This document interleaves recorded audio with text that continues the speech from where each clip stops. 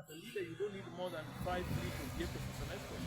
If you reduce that and you reduce the wastage and you put that money into priorities, into proper use in terms of paying the doctors, then the country, the leadership will be helping the country to move forward. So the issues of doctors on the streets protesting is sad, is happening, and should not be happening in a country like Kenya, which is almost over 60 years independent. These are issues that need to be dealt with. People go to school for a reason. Doctors train for a reason, and they have a right to demand what they are supposed to pay depending on the services that they offer.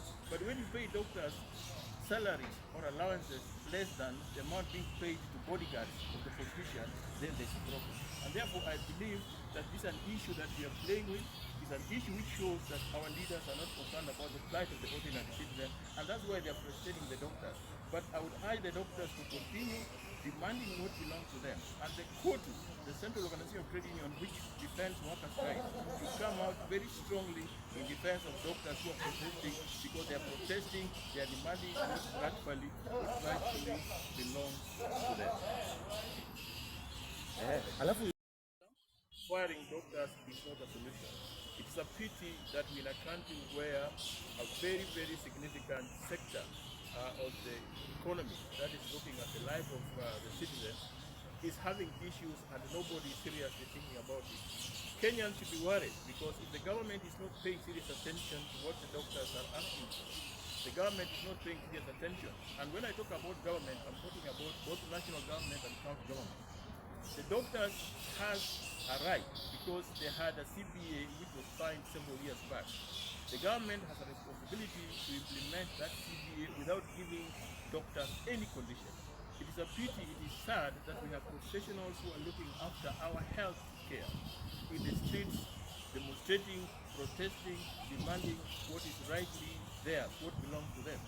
The issues of doctors is not an issue that should be discussed in general, that should be talked about in conferences. This is an issue which the government should take, all the stakeholders.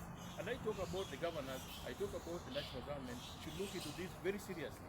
The question that we talk about, most of those who are finding themselves in good places, in good positions, can afford medication in private hospitals.